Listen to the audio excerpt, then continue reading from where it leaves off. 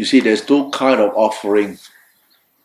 The Buddhas has explained, two kinds of offering. The first kind of offering we call it Amisapucha. Amit what? Material offering. Material offering are something like the four requisites. Flowers, decorative things, candlelight, joystick, oil lamp, and so forth. Fruits.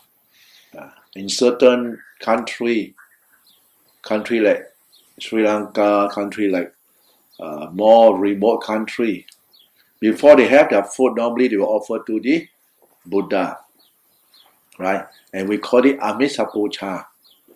That means offering through material. Another kind of offering is called Patibapucha. Patiba is what? Practice. Practice of what? Sila, Samadhi, Panya. That means observing of a precept, right? And practicing of the concentration practice and discernment, enhancing you to discernment. You got to contemplate, right? With a calm mind, we contemplate, right? This body of ours, right? And this is what we call Patibapucha, right? The offering of practice.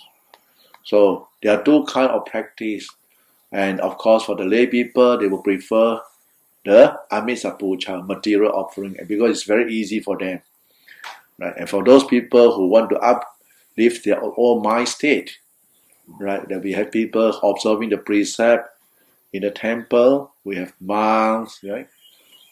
Who ordain and practice. We call it Patibapucha. This is the highest offering.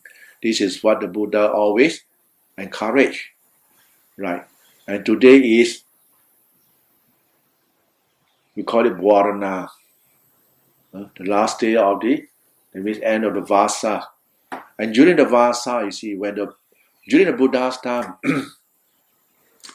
when the Buddha was enlightened, right? Who does he went to, pay tribute or repay his gratitude? Of course, his father, right? But because of the father was still alive, he was able to visit the father and then inspire the father to become and to practice, to observe the precept and to become a good supporter of his teaching. But the mother has passed away long time ago, 7 days after the Buddha's birth.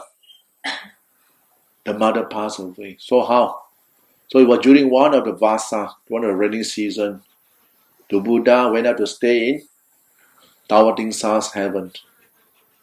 Right? We got to make it clear, either there's two, our Tawatingsa or Tusita heaven.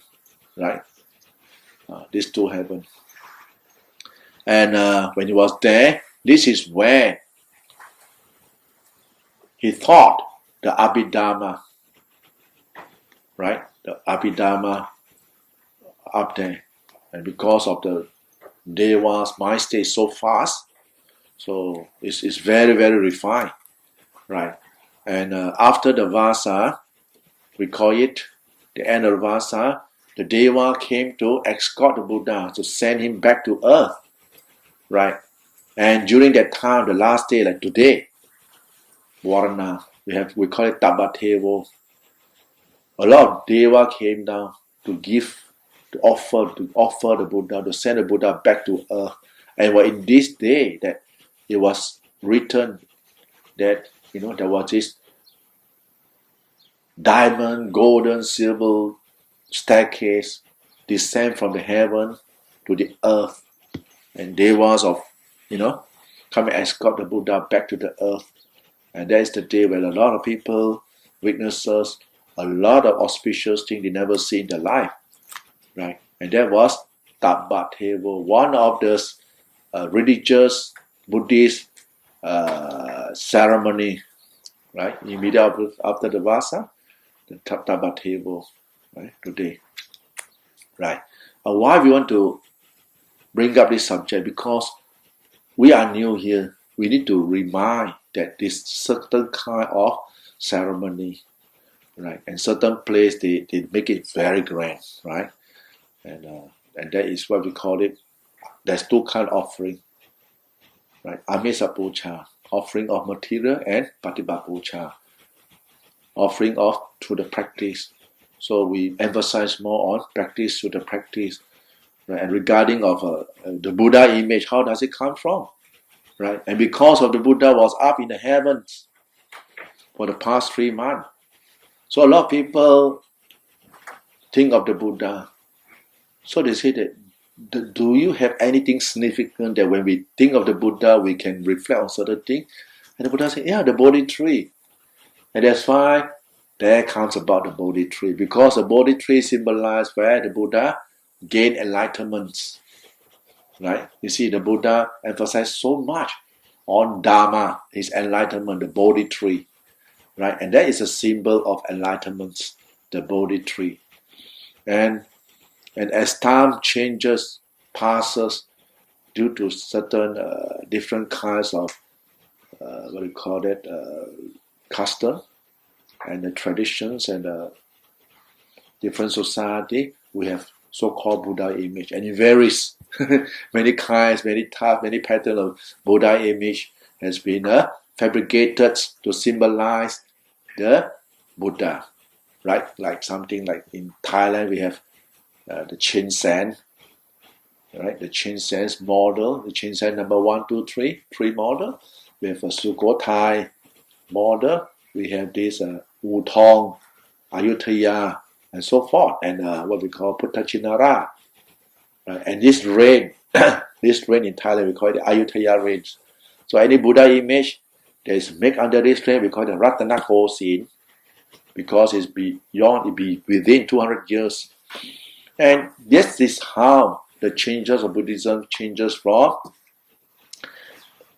country to country, and a custom, different kinds of setup, right? In Burma, you have another versions of the Burmese Buddha image. In Laos, another version. You go to China, the Buddha image is very fat because they like, people to be rich, have enough to eat. You don't see skinny Buddha image like what we have in Thailand, India. They have this the Buddha image is like a bone that signifies when the Buddha was doing the 49 days fast without food, and they make a Buddha image of that, right? Only bones, and it's not pleasing to see. So you don't find this kind of Buddha image in China. China is all fat Buddha, very auspicious. You look already, have enough to eat. So you can see the difference, right? The different mentality of different country. But nevertheless, the most important thing is the essence of the Buddha's teaching, and that is what? Sila, Samadhi, Panya. That is the most important. That is the core of Buddhism, is what? Patibat Puja. The practice in Buddhism. This is the practice of Buddhism that will go on sustain and hand over to the next generation of people. So we are in a foreign land in Australia, right? So it's very important that we instill the right kinds of value and not the wrong kinds of practice. Right? That's why we don't want more down, no fortune telling, no hanky-panky, selling a Buddha image, no this and no that, which is wrong practice. We don't want. We want something that is healthy for the mind and not superstitious for the mind. We want people to be able to cultivate what is called loving kindness, what is called forgiving, what is called, this is a good value for mankind, the kind of good human values for mankind. And that's the Buddha's teaching, right? And that'll be the sharing for today.